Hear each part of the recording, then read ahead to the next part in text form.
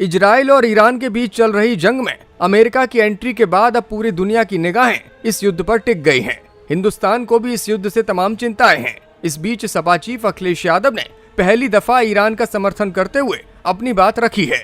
उन्होंने भारत सरकार से इस पूरे मामले पर अपना रुख स्पष्ट करने की बात कही है। दुनिया देखती है कि आप किसके साथ खड़े हैं बुरे वक्त पर।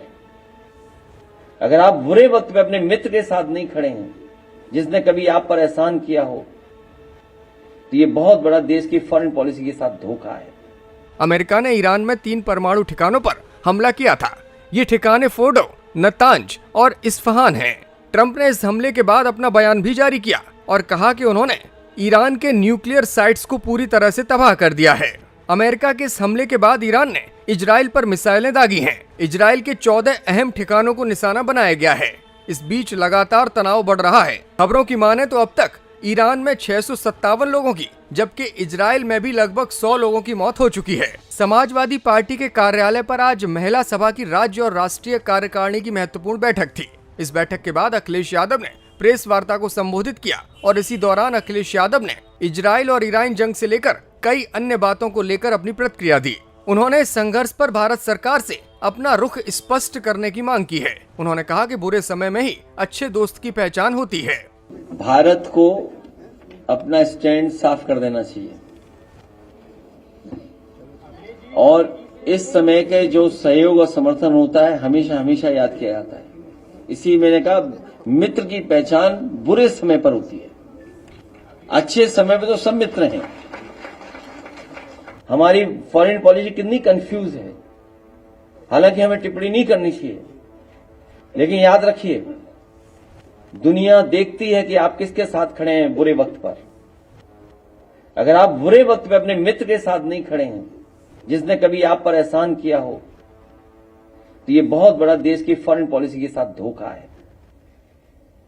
हालांकि बात बड़ी कह रहा हूं मैं, लेकिन हमारा मानना यही है। उन्होंने सरकार से अपील की कि जो लोग युद्ध में फंसे हुए हैं उन्हें विशेष विमान और राजनयिक भेजकर देश वापसी कराई जाए। आपने जो सवाल किया है, मैं भारत सरकार से अपील करूंगा कि जो भारतीय दूसरे देशों में फंसे हुए हैं या अपने देश घर वापस जाना चाहते हैं, परिवारों के बीच में जाना चाहते हैं, उनके लिए विशेष विमान और विशेष डिप्लोमेटिक तरीके अपना करके उन सभी भारतीयों को अपने घर तक पहुंचाने का काम भारत सरकार करेगी। और भारत सरकार अगर नहीं कर पाती है तो ये जो ढोंग करते हैं विश्व गुरु बनने का, वो ढोंग करना बंद कर दें। सपा चीफ ने इस बैठक के बाद प्रदेश में महिलाओं को लेकर भी बड़ी बात कही। उन्होंने कहा कि प्रदेश की महिलाएं असुरक्षित महसूस कर रही हैं और भाजपा सरकार अपराधों को छुपाने में लगी है। उन्होंने महिला उत्पीड़न, झूठे मुकदमों और पुलिस के राजनीतिक इस्तेमाल को लेकर भी सरकार पर निशाना साधा।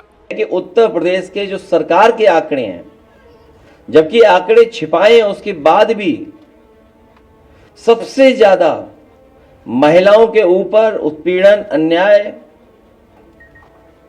और उनका शोषण अगर किसी सरकार में सबसे ज्यादा हो रहा है तो वो भारतीय जनता पार्टी से, इनकी सरकार में। और इधर देखने को भी मिला है कि भारतीय जनता पार्टी से महिलाओं ने दूरियां भी करनी।